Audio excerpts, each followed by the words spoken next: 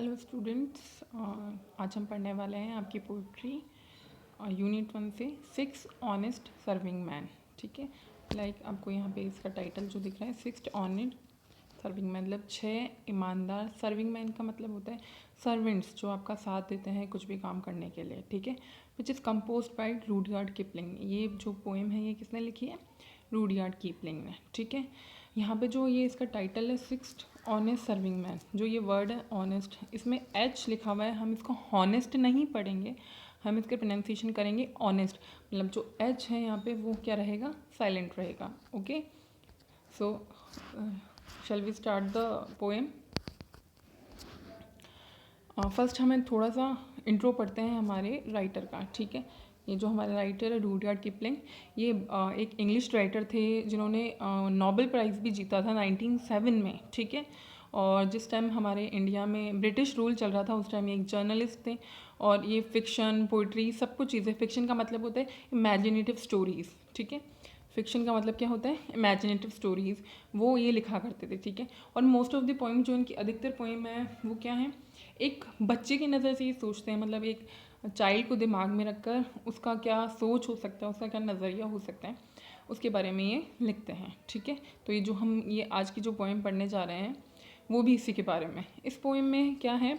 इस पोएम में ये बताना चाह रहे हैं कि हाँ, एक बच्चा है जो बहुत कुछ सीखना चाहता है और उसलिए उसने 6 ऑनेस्ट सर्विंग मैन को अपने साथ रखा हुआ है। मतलब छोटे बच्चा किस तरह से बहुत ज़्यादा सीख सकता है, कौन से दोस्त, कौन से लोग उसे अपने आसपास रखने चाहिए, अपने सराउंडिंग रखने चाहिए, उसके बारे में ही यहाँ पे बता रहे हैं। तो ठीक है, हम पढ़ते हैं। I keep 6 honest serving man. मैं अपने साथ, कीप का मतलब रखना, I keep 6 honest serving man. मैं सर्विंग मैन का मतलब आपको पहले ही बता चुके हैं। सर्विंग मैन मतलब सर्वेंट्स, जो हाँ हमारा काम करते हैं। ठीक है, मैं अपने साथ 6 ऑनेस्ट ईमानदार सर्विंग मैन रखता हूँ। ठीक है, they taught me all I knew. यहाँ पे आपको ब्रैकेट में दिख रहा है ये जो लिखा हुआ है। ठीक है, वो मुझे सिखाते हैं जो भी मैंने आज तक जाना है, उन सब ने ही मुझे सिखाया है जो मैंने आज तक जाना है। ये बात कौन बोल रहा है? रूडयार्ड किपलिंग, जो इस पोइम के राइटर हैं। ठीक है, पोइट हैं। जो पोइम राइट करता है उसको हम बोलते हैं पोइट। ठीक है, और जो हमारा चैप्टर राइट करता है उसको बोलते हैं हम राइटर। ठीक है, तो ये हमारे पोइट जो कह रहे हैं कि मैंने 6 ऑनेस्ट सर्विंग मैन को अपने साथ रखा हुआ है, 6 लोगों को अपने साथ रखा हुआ है, और जो कुछ भी मैं आज तक जानता हूँ वो सब चीज़ें मुझे किसने सिखाई है? मेरे उन 6 सर्विंग मैन ने। ठीक है, और देयर नेम्स, अब वो उनके नेम बताने जा रहे हैं। Their names are What and Why and When. ठीक है, उनके नेम्स क्या हैं? फर्स्ट है What, second Why, third is When. मतलब उनका नाम है वॉट, वाई एंड वैन। ठीक है, and How and Where and Who. और जो बाकी के 3 हैं उनका नाम है हाउ, वेयर एंड हु।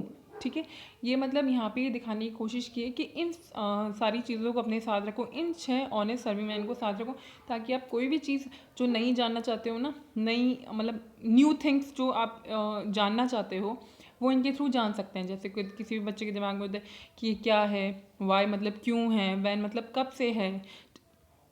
ठीक है, एंड हाउ मतलब कैसे हैं, वेयर मतलब कहाँ है, एंड हु मतलब कौन है इसको जो बनाता है, करता है, जो भी है। ठीक है, I send them over land and sea. मैं उनको कहाँ कहाँ भेजा? लैंड के ऊपर, सी के अंडर, मतलब कहीं पे भी मैं उनको भेज देता हूँ। ये 6 जो सर्विंग मैन है ना, ये कहीं पे भी भेज देता हूँ। इसका मतलब ये है कि मैं किसी भी बारे में इनसे पूछ लेता हूँ। वॉट, वाई, मतलब कोई भी क्वेश्चन होता है मैं इनसे पुट कर लेता हूँ। ये अपने आप में क्या है? क्वेश्चन ही हैं। ठीक है, I send them east and west. मैं इनको ईस्ट में भी भेज देता हूँ, वेस्ट में भी भेज देता हूँ। ठीक है, but after they have worked for me. लेकिन जब वो मेरे लिए काम कर चुके होते हैं, मतलब कोई भी चीज़ मैंने जाननी चाहिए और इनसे पूछ लिया तो इनसे मुझे आंसर मिल जाता है, उसके बाद ये मेरा काम कर चुके होते हैं, I give them all a rest. फिर उनको मैं थोड़ी देर के लिए आराम देता हूँ। ठीक है, I let them rest from 9 till 5। मैं इनको रेस्ट देता हूँ रात को 9 से सुबह 5 बजे तक। मतलब फिर से मैं अपने काम पे लग जाता हूँ। इनको रेस्ट देने का मतलब क्या है? पोइट का इनको रेस्ट देने का मतलब है कि उस टाइम मैं कुछ जानने की कोशिश नहीं करता, मैं खुद भी आराम कर लेता हूँ। तो ये ऑटोमेटिकली ये जो सारे क्वेश्चन है, ये जो सारे सर्विंग मैन है, ये भी आराम करने लगते हैं। ठीक है, for I am busy then. और क्योंकि उस टाइम मैं बिज़ी हो जाता हूँ, किस चीज़ में मैं बिज़ी हो जाता हूँ? अपना काम करने में, जैसे इसमें लिखा हुआ है आपको नेक्स्ट लाइन में आपको यहाँ पे दिख रहा है ना, ठीक है, as well as breakfast, lunch and tea, ठीक है, मैं अपना ब्रेकफास्ट करता हूँ या फिर लंच करता हूँ या फिर टी लेता हूँ, ठीक है, for they are hungry men, क्योंकि वो सब भी क्या है, हंग्री मैन है ना। जैसे अगर हम कुछ भी जानना चाहते हैं तो हमको भी हमारा जो बॉडी है ना वो हमारा साथ देगा, मतलब हमारी बॉडी को हम पूरा खिलाएंगे पिलाएंगे तभी तो वो कुछ नया जानने के लिए रेडी होगी। तो मैं ये करता हूँ। ये बात कौन बोल रहा है, पोइट, जो रूडयार्ड कीपलिंग है, ठीक है।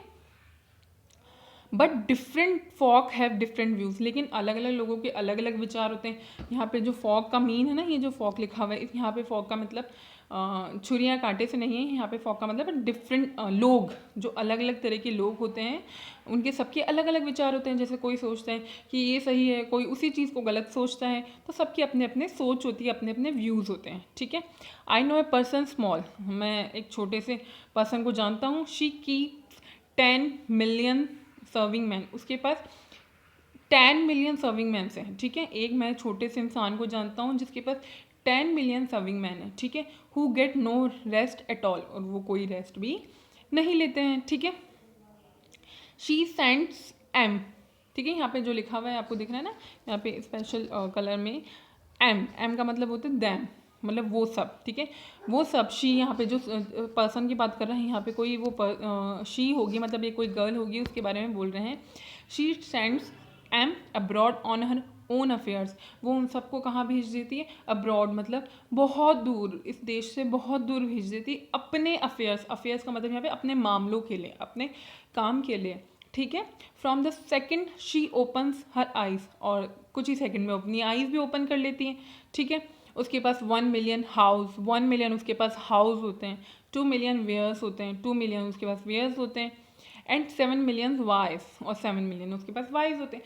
मतलब ये इसने यहाँ पे ये दिखाने की कोशिश की है कि जो पोइट होता है ना, एक आपने एक बहुत अच्छी सी प्रोवर्ब सुनी होगी, जहाँ ना पहुँचे रवि वहाँ पहुँचे कवि, मतलब रवि मतलब सन, जहाँ आपका सूरज, जहाँ सूरज की रोशनी हर जगह जाती है, तो ऐसी कोई जगह रह जाती है जहाँ सूरज की रोशनी नहीं जाती, वहाँ पर भी एक कवि की सोच, कवि का दिमाग, कवि की थिंकिंग चली जाती है। तो यहाँ पे उसने ये बता रहा है कि जो कवि होता है, जो पोइट होता है, वो अपनी 1 सेकंड में अपनी आंखें बंद करके कहीं भी पहुंच सकता है, ठीक है। अपने वाई, अपने व्यर्स, अपने हुज को कहीं पर भी पहुंचा सकता है, और 1 सेकंड में जब वो अपनी आईज ओपन कर लेता है तो वो वहीं पे आ जाता है जहाँ वो करंट टाइम में होता है, ठीक है। तो ये इसे बताना चाह रहा है, 1 सेकंड में जब वो अपनी आईज बंद कर लेती तो वो उसको अब्रॉड भेज देती हैं, उन सबको वाई, जो 6 सर्विंग मैन है, ठीक है। और दूसरे ही सेकंड जब वो अपनी आइज़ ओपन कर लेती हैं तो उसके पास बहुत सारे हाउ होते हैं, बहुत सारे वेयर होते हैं, बहुत सारे वाइज होते हैं, ठीक है। So that's all for today. Your story, your poem is finished. Okay, thank you.